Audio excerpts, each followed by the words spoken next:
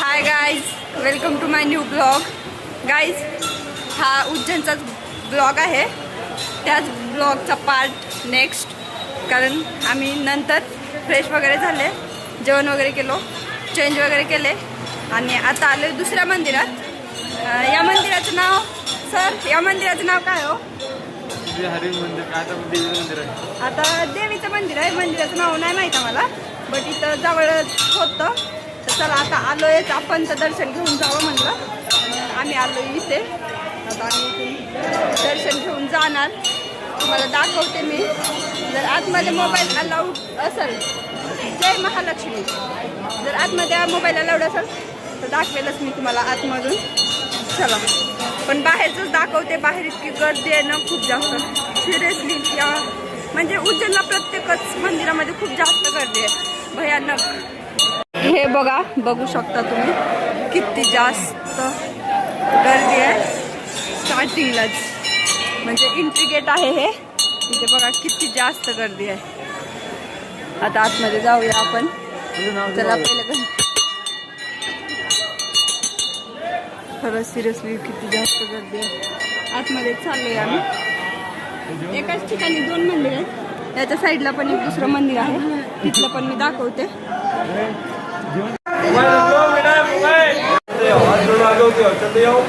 Guys, दर्शन करून आलोय आम्ही महालक्ष्मीचे.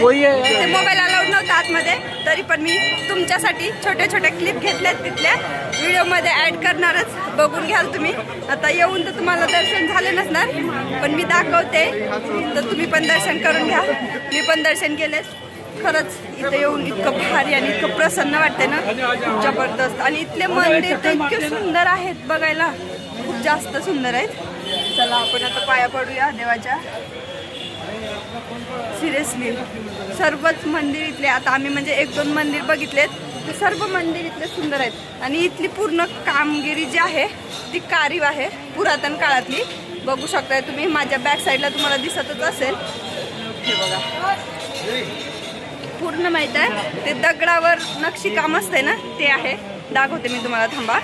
बघा, दगडावर कोरलेलं नक्षीकाम आहे हे पूर्ण, जे पुरातन काळामध्ये होतंय ना ते वालं.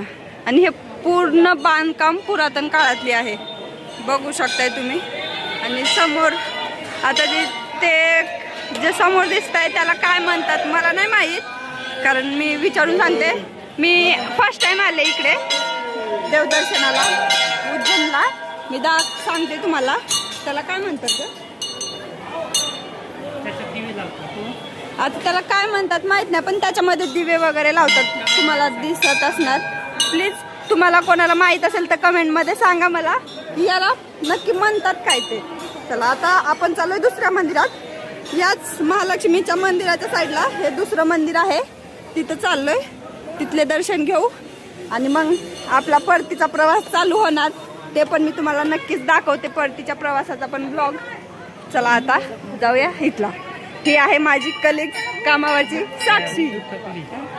सर्वजण माहित आहे गाईज थकून गेले, सर्वांची हालत बेकार झाली, डाऊन झाले. कारण माहित आहे, एक तर कालपासून कंटिन्यू प्रवास आणि आज पण धावपळ, इकडे जाणं तिकडे जाणं.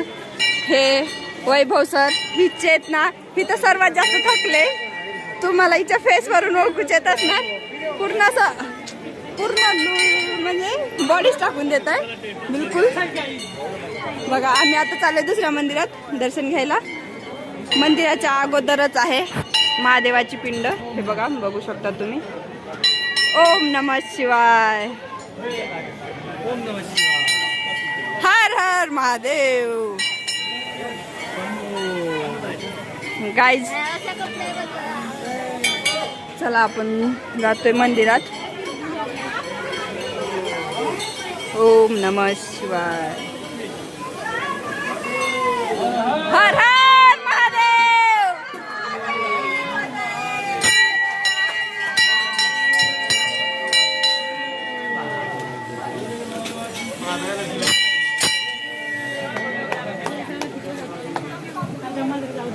हे बघा, हे आहे ते दुसरं मंदिर.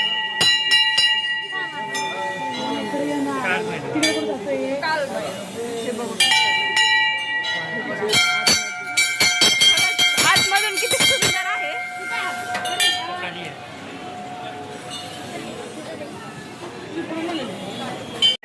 मंदिरावरून एक्झिट करताना ही नागोबाची हे आहे फणा बघू शकता तुम्ही. हे आहे मंदिर म्हणजे एक्झिट करताना बसलेत हे सर्व थकून गेलेत खरंच. सिरियसली कालपासून प्रवास करून सगळ्याची विकेट डाऊन झाले बघा.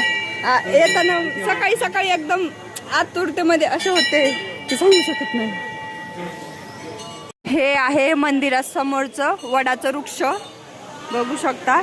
असं मानलं जाते की या वडाच्या वृक्षाला हे असं बांधल्यावर आपली मनोकामना पूर्ण होते. म्हणजे जे आपल्या मनामध्ये इच्छा आहे ती इच्छा आकांक्षा देवाकडे मागितली तर पूर्ण होते असं मानलं जाते. म्हणून या वडाच्या वृक्षाला असं बांधतात सर्वजण आल्यावर. हे बघा बघू शकता तुम्ही, तुम्हाला दिसत असणार सर्वीकडे. आणि त्याच्याच समोर हे दुसरं मंदिर आहे चिंताहरण गणेश. चला आता आपण मंदिरात जाऊन दर्शन घेऊ. कारण कसं आहे माहित आहे, पुन्हा पुन्हा येणं होणार नाही इथे एवढ्या दूर.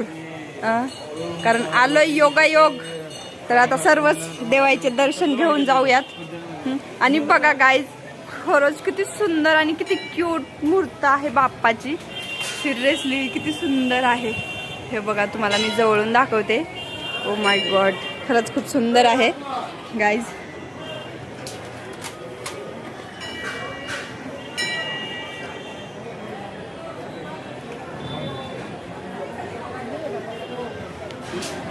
चला आता तुम्ही पण बघितलंय, मी पण दर्शन घेतले. आता जाऊया. कारण इथल्या इथेच खूप छोटे छोटे खूप मंदिर आहेत, तिथले आम्ही दर्शन घेतोय. याला काहीतरी म्हणतात ना का ताई?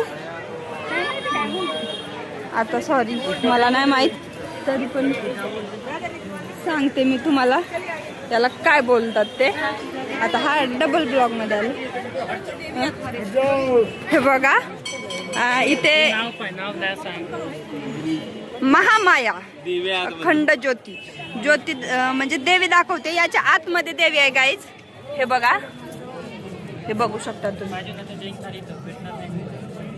हे एकदम आतमध्ये देवी आहे, भुयारात असल्यासारखी बघू शकता. तुम्हाला दिसतच असणार.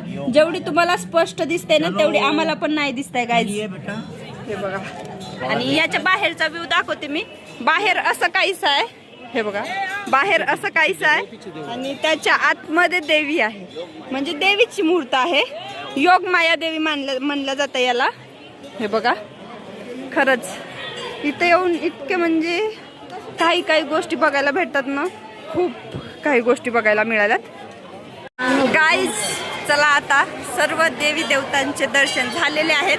आता आपण जातोय रिटर्न म्हणजेच आता इतक्या लवकर रिटर्न नाही जाणार रेल्वे स्टेशनला. आता जाणार आम्ही मार्केटमध्ये. कारण सकाळी घाईमध्ये दर्शन केलं सर्व देवांचे. कारण दर्शन होणार का नाही होणार या भीतीने आता आम्ही करणार शॉपिंग. म्हणजे जे आम्हाला काही हवंय किंवा आमच्यासोबत जे माझे कलिग्स आहेत त्यांना कोणाला काही हवंय नकोय हे, त्यामुळे आता जाणार आहोत आम्ही मार्केटला शॉपिंगसाठी. चला मग दाखवते मी तुम्हाला समोरचं नंतर. भगवान महाकाली ऐसे ज्योतिर्लिंग है जिनका मुख साउथ की तरफ है, दक्षिण की तरफ है। हमारा जो हिंदू धर्म है इसमें दो तरह का पूजा होता है। एक होता है सात्विक पूजा और एक होता है तामसिक पूजा। सात्विक पूजा का फल एक लंबे समय बाद मिलता है।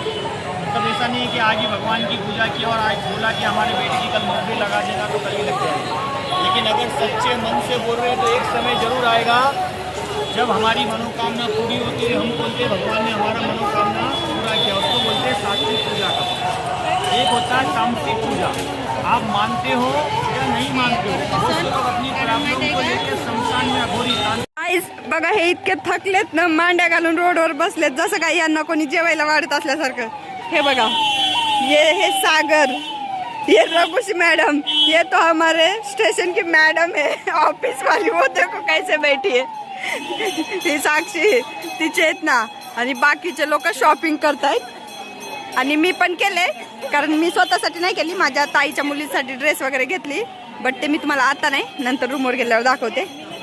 गाईज हे बघा ह्या शॉपवर आलोय आम्ही माझ्या ताईच्या मुलीसाठी ड्रेस घ्यायला. तुम्ही बघू शकता किती सुंदर आणि किती क्यूट ड्रेस आहेत राजस्थानी. सिरियसली मला पर्सनली हा ड्रेस खूप जास्त आवडलाय आणि मी हाच घेणार आहे हा वाला. आणि हा वाला एक 2 ड्रेस घेतलेत मी माझ्या ताईच्या मुलीसाठी. हा एक लेहंगा चोली आणि हा वाला एक, हा जो व्हाईट वाला आहे ना तो वाला. खरंच खूप सुंदर आणि खूप मस्त ड्रेस आहे, बघू शकता तुम्ही. गाईज आम्ही आलोय आता उज्जैन स्टेशनला, रेल्वे स्टेशनला जातोय आता आम्ही परतीचा प्रवास चालू झालेला आहे आमचा. गाईज तुम्हाला तर मी सांगितलीच होते की आमची ही 1 डेची ट्रिप सडनली प्लॅन झाली आहे. आमचा काही प्लॅनिंग अगोदर नव्हती, वेळेवर डिसाईड झालं, त्यामुळे आमचे काही तिकीट पण बुक नव्हते. तर आम्हाला जनरलनी प्रवास करायचा होता. येताना बऱ्यापैकी आम्हाला जागा वगैरे भेटली, आम्ही खूप व्यवस्थित बसून आले. पण जाताना हे बघा आमची अशी हालत झाले, अक्षरशः आम्हाला खाली बसून ट्रॅव्हल करावं लागतंय. खरंच येताना आम्ही आरामात आलो, जसं काही स्लीपरमध्ये आल्यासारखं, बट जाताना तर खूप डेंजर हालत झाले. चला गाईज अशाच प्रकारे आता भेटूया आपण नेक्स्ट ब्लॉगमध्ये उद्याला. आणि हा ब्लॉग आवडला असेल तर लाईक करा, शेअर करा, सबस्क्राईब करा. Bye bye.